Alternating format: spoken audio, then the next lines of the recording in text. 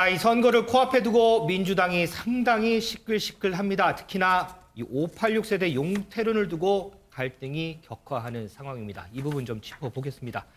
허주연 변호사님, 이 민주당 지도부 갈등 어디까지 가는 걸까요?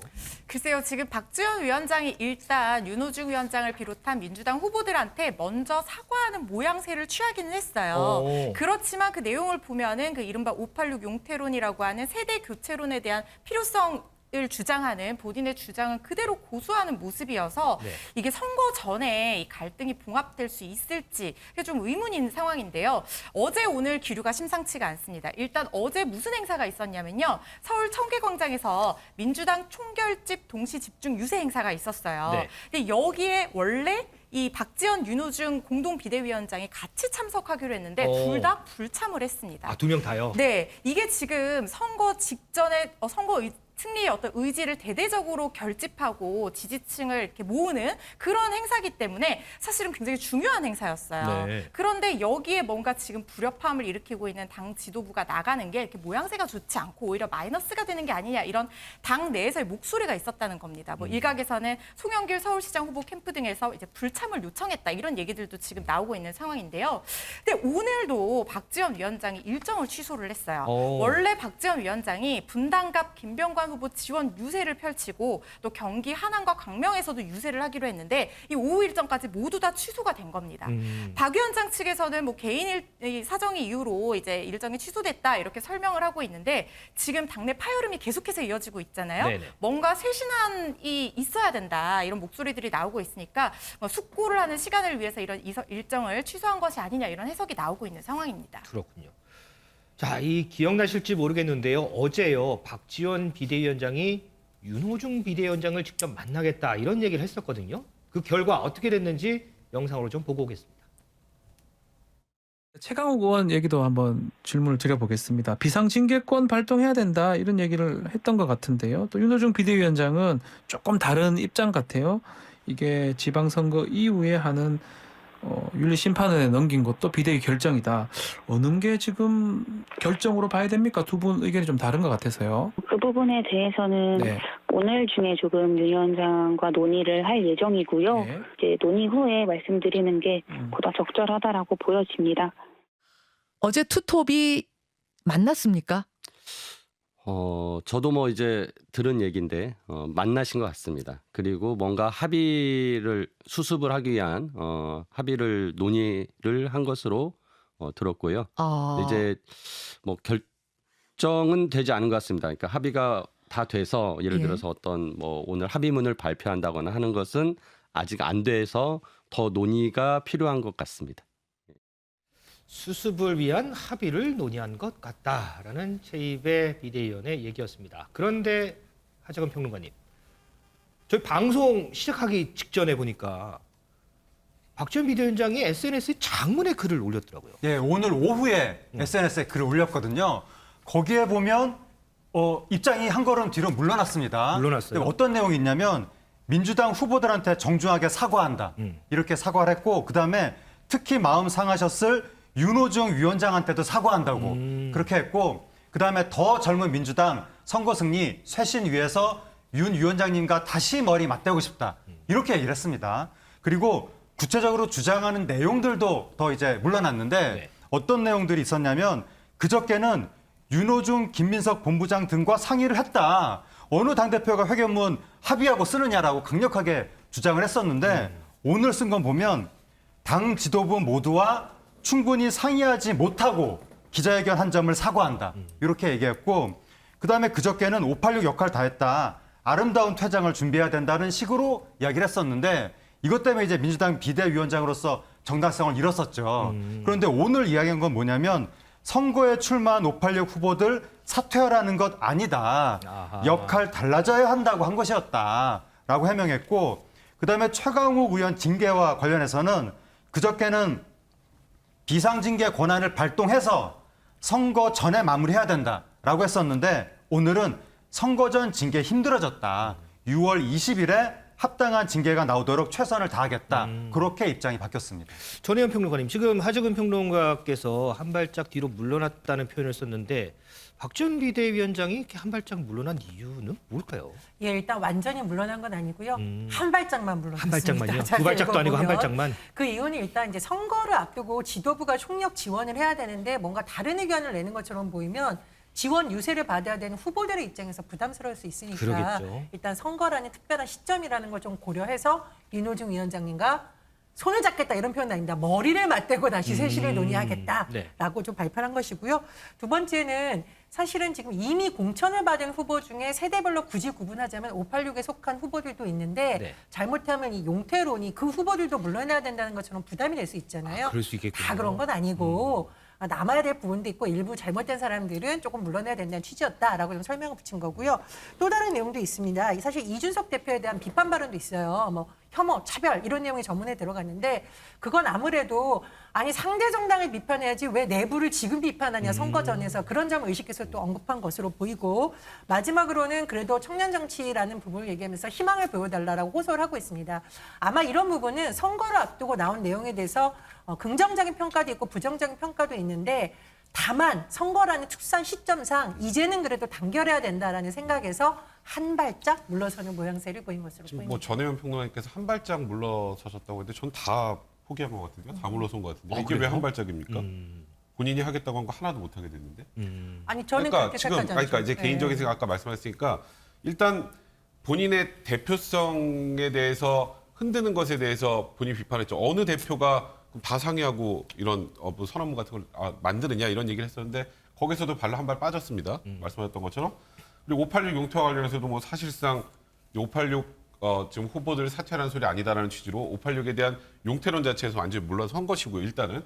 그리고 마지막으로 최강욱 의원 뭐 소위 그 비위적인 그런 발언한 것과 관련해서 이에 대해서만큼은 민주당이 바뀐 걸 확실하게 보여주기 위해서 이거를 은근슬쩍 이번 선거 이후로 미루는 건 절대 안 된다고 해왔습니다. 그 부분이 어찌 보면 굉장히 이제 박지원 비대위원장한테 굉장히 큰 부분이거든요, 이거는. 근데 그것도 그냥 당이 하자는 대로 6월 20일 이후에 하겠다라고 물러선 겁니다. 이게 왜 한 발짝 물러선 겁니까? 그러니까 사실상 소위 말하는 민주당의 이 당 중진들에게 박지원 비대위원장이 현실적으로 패배를 한 거죠. 이거는 그냥 한 발짝 물러나고 양보했다고 보기에는 좀 지금 현재 내용 자체가 좀 제가 보기엔 그렇습니다. 네. 예, 근데 이 내용의 전문을 읽어보면 우리가 좀 유심히 봐야 될 것이 있습니다. 일단 6월 20일에 징계를 하겠다라는 것은 선거니까 그 이후에 하겠다라는 것이 아니고 제가 취재를 보니까 이게 지금 윤리심판원에 넘어가 있어요. 그러니까 선거 앞두고 지금 지도부가 지원 유세를 나가야 되는데 비상징계를 하려면 다 여기에 모여 있어야 되는데 이미 지방으로 뿔뿔이 흩어져 있는 상황입니다. 그래서 그런 부분에 대해서 아마 윤리심판원이나 이런 부분에 대한 부분 또 당원 당규상에 대해 의견을 들은 것으로 보여요. 그렇지만 징계에 대한 의지는 분명히 갖고 있다라고 말씀을 드린 거고요. 두 번째로 제가 한 발짝이라고 한 것은 물론 당내에서의 반발도 정치인에게 굉장히 아픈 부분입니다. 그런데 박지원 비대위원장의 기자회견문 이후 언론 보도는 적게는 수천 건, 많게는 수만 건이 박지원 힘내라, 우리가 지켜준다라는 이제까지 보지 못했던 민주당과 특히 박지원 위원장에 대한 새로운 응원군이 형성됐다는 것. 이건 어떤 측면에서 보면 정치인으로서 굉장히 큰 자산이고 민주당이 만약에 이런 사람들을 앞으로 점점 당원으로 흡수해 간다면 오히려 영역이 넓어질 수 있는 부분이거든요. 그래서 저는 백성현 변호사와 해석을 조금 달리합니다. 허지원 변호사님. 그러면 우리가 이제 시계를 조금 돌려보자고요. 이 갈등이 도대체 어디서부터 시작이 된 걸까? 어디서부터 시작이 됐어요? 그게 이제 봉하마을에서 그때 이제 여야 인사 다 모였었잖아요. 네. 야권 인사들도 이제 모였었는데 그 노무현 전 대통령 그렇죠. 그 주기에 말이죠. 네, 노무현 전 대통령 13주기 추도식 당일에 이게 이제 얘기가 있었는데 그때부터 좀 갈등이 시작된 것 같습니다. 아하. 핵심 취지는 그거예요. 내용도 문제지만 일단 방향도 좀 방식도 좀 문제가 있었다. 왜냐하면 박지원 위원장이 그때 당시에 얘기한 것과는 다르게 갑작스럽게 이 기자회견을 했다고 하거든요. 그러니까 당시에 봉하마을에서 비공개로 지도부 간담회가 열렸었는데 박 위원장이 이제 그동안 이제 우리 유권자들이 마음을 돌렸을 법한 어떤 여러 가지 이슈들이 있었지 않습니까? 네. 특히 뭐 어떤 그 당내 의원의 성범죄 의혹 같은 그런 문제들 이런 것들을 두고 당시 이제 무릎을 꿇고 지방선거 전에 사과를 해야 되는 게 아니냐 이런 의견을 냈다는 거예요. 네. 그런데 지도부 대부분이 선거 앞두고 지금 무릎 꿇는 거 그냥 일종의 쇼맨십 리더십처럼 좀 진정성이 없어 보이는 게 아니냐 이러면서 반대를 했다는 겁니다. 아하. 그런데 이 전략을 놓고 지도부가 의견이 뭔가 합치가 나지 않고 그날 자리가 그대로 끝났다는 거예요. 근데 다음 날 갑자기 박지원 위원장이 느닷없이 혼자서 이렇게 기자회견을 했다. 이런 얘기가 나오고 있거든요. 네네. 그러니까 지도부 입장에서는 공동 비대위원장인데 혼자서 뭔가 결정도 나지 않은 상황으로 기자회견을 해버리니까 그거에 대한 어떤 방식상의 협의가 되지 않았다는 부분에 대해서도 다소 불만을 나타내고 있는 걸로 보입니다. 자, 그러면 이와 관련해서 이 최입의 비대위원 얘기도 한번 듣고 올까요? 예. 월요일 날 저희가 봉하마을에 가가지고 예. 노무현 대통령 추모식을 하면서 예. 오랜만에 만났기 때문에 선거 판세에 대한 논의를 하고 이 위기를 돌파하기 위해서 뭘 해야 될까라는 논의를 했었습니다. 아, 비대위원들이 다 모여가지고. 예, 뭐 전부는 추도식 아니었지만 때. 예. 그날 그래서 우리가 이런 사과를 해야 되는 대국민 호소를 해야 되는 부분 필요하다라는 의견이 박지원 위원장이 먼저 제시를 먼저 했고 냈어요, 그 자리에서. 거기에 이제 일부는 동의를 하신 분도 있고 또 동의를 하지 않은 분들도 있어서 예. 하자 말자라는 결론을 내지 않고 끝났습니다. 그냥 갑론을박하고 끝났는데 아. 이제 화요일 날 느닷없이 박지원 위원장이 혼자 준비해서 발표를 하시니까 솔직히 저도 이런 게 필요하다라고 했는데 막상 같이 논의한 절차가 없었고 또 그 내용에 대해서도 같이 뭐 혁신안에 대한 얘기를 지금 꺼내야 되는 거에 대해서는 저도 의문이 있었기 때문에 이거 뭐지라는 생각이 들었거든요. 자, 지금 상황이요. 지금 선거 이제 코앞이잖아요. 이 선거 코앞에 두고 민주당 지도부 내에서 이렇게 자중질환이 벌어진 건데 그렇다면 이 선거를 총괄하는 이재명 총괄선대위원장은 어떤 생각을 가지고 있을까? 이 부분이 상당히 궁금합니다. 이재명 총괄선대위원장의 얘기 좀 듣고 오겠습니다. 박지원 비대위원장이 최근에 이제 계속 사과도 하시고 또 586 용태론 뭐 이런 말씀도 많이 하시잖아요. 네. 위원장님 이 말씀 어떻게 듣고 계십니까? 제가 아직 얘기를 못 들었습니다. 저는 뭐 일선에 나와 있는 책임자라서 예. 그 안에서 벌어지는 내용은 잘 모르고 있고 아하. 또 앞뒤 전후 맥락도 제가 모르는 상태에서 말씀드리기가 조금 그렇습니다. 그 지방선거 끝나고 박지원 공동 비대위원장의 지금 이제 제가 역할은 나가야 될 것 같아요. 계속 죄송합니다. 됩니까? 박 비대위원장 그건 모르죠. 역할은? 저는 사실 총괄선대위원장의 직책은 가지고 있는데 책임은 지고 있는데 실질적인 내부 관계는 제가 잘 모릅니다. 비대위 중심으로 지금 하고 있는 것이어서 제가 뭐라고 말씀드리기도 어렵고 알지도 못하고 있는 그런 상황입니다. 가장 중요한 질문에 대답을 안 하시네요. 이재명 후보가 총괄선대위원장이라고 한다면 여기에 대해서 좀 정리가 좀 필요하거든요. 대답을 안 하고 좀 딱 회피하시는 모습이 조금 실망스럽네요. 자, 글쎄요. 어떻게 보면 이 진중권 전 교수 말이 또 일리가 있어 보이기도 하고요. 이 총괄선대위원장 뭐 좀 정리도 하고 이래야 될 텐데 내부 문제를 잘 모른다. 백선문 교수님. 자리가 자리인데 좀 알아야 되는 거 아닌가요? 저희도 아는데 잘 모르실까요?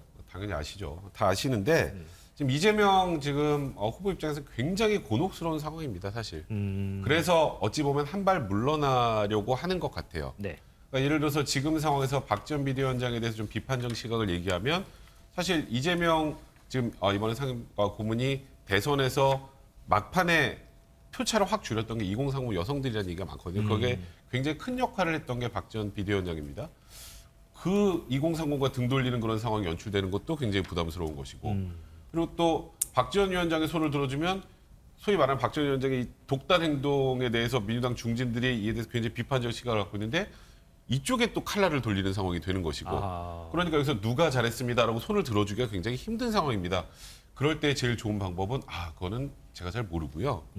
저는 일선 바깥에 나와 있으니까 이건 당 내부 문제입니다. 이렇게 해서 한 발짝 뒤로 물러나는 전략을 선택한 게 아닌가. 근데 저도 개인적으로 진중권 교수 말대로 이거는 이재명 선대본부장이 좀 정확하게 내부적으로 교통 정리를 하던가 정리를 할 필요가 있지 않을까 개인적으로 생각됩니다. 그럼 이재명 총괄선대위원장 입장에서는 할 수 있는 최대한의 표현을 한 거군요. 맞습니다.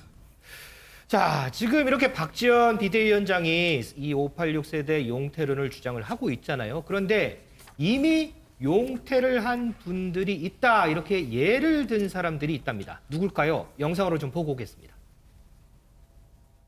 이런 86 세대 중에서도 많은 분들이 계시잖아요. 당장 다 용태라 이런 그림을 생각한 것은 전혀 아니고요. 586 세대 용태에 대해서는 저뿐만이 아니라 전부터 이제 송영길 전 당대표도 이제 말씀을 하셨었고 지금 이제 김부겸 총리님이나 김영춘 장관님이나 최재성 부총리님이나 뭐 이제 오상호 의원님도 그렇고 이제 예. 결단을 내려주신 분들이 있잖아요. 자, 이름 많이 나옵니다. 김부겸 전 총리 이름도 나오고요. 김영춘 전 장관, 뭐 최재성 전 수석 등등에서 나오는데 그렇다면 이 당사자들은 이 박 전 비대위원장의 발언에 대해서 어떻게 생각을 할지 마저 한번 듣고 오겠습니다. 지금쯤이면 읍소에서 눈물이 마를 지경이 돼야 되는데 당내 상황이 읍소 전략이 충돌적으로 제기가 됐거든요. 예를 들어서 586 어떻게 해야 된다, 뭐 당내 개혁 어떻게 해야 된다 이러면서 읍소가 가려진 거예요. 사과가 가려진 거. 빨리 당 상황을 용기 있고 조금 가능성 있게 빨리 정리하는 것이 굉장히 중요하겠고요. 그것이 되지 않으면 지금 박빙 지역도 저는 어렵다고 봅니다. 이 취지는 저는 동감을 해요. 당이 잘못한 것은 잘못했다고 국민에게 사과도 하고 또 혁신의 노력을 통해서 국민의 신뢰를 회복해야 된다. 근데 선거운동이 항상 진행 중일 때 할 수 있는 문제가 아니다. 선거 훨씬 전에 했거나 지금 선거가 진행되고 있으면 약속을 하고 선거 후에 하거나 이제 이랬어야 된다는 얘기죠. 알겠습니다. 그러면 결과적으로 분란이 돼버렸죠. 생각해보세요. 예를 들어 586 세대보다 위에 있는 세대들은 괜찮고 586만 물러가라. 이것도 좀 웃기잖아요. 예. 백성 변호사님, 이 네. 들어보니까 좀 당사자들은 좀 탐탁치 않게 생각하는 것 같아요. 근데 보면 네. 우상호 의원이 마지막에 이제 이런 얘기를 했잖아요. 박 전 비대위원장이 정치 목적이 있는 거 아니냐 이런 의심을 했는데 어떤 목적이 있다는 걸까요? 그러니까 사실 우상호 의원의 그 진위를 제가 정확하게 파악하기는 좀 어렵겠습니다만 네. 이런 것 같아요. 그러니까 조금 전에 말했던 것처럼 586보다 더 꼰대 윗세대도 있는데 왜 우리만 지금 다 나가라 그러느냐. 근데 민주당의 중심이 누구들이죠? 586 세대입니다. 586입니다. 586 의원들이 중심이고 민주당의 주류 세력이에요. 네. 그러니까 박지원 이제 위원장이 본인 혼자 하는 것은 아닐 것이고 뭔가 주류 세력을 교체하려고 하는 그런 정치 목적이 있는 것 아니냐. 아하. 근데 저기와 걔를 맞물려서 이재명 상임선대위원장이 그런 얘기를 한 적이 있습니다. 아니 뭐 원론적으로 반성하고 쇄신해야 되는 건 맞지만 확대 해석은 경계해야 한다는 얘기가 아마 이 부분이 아닌가 싶어요.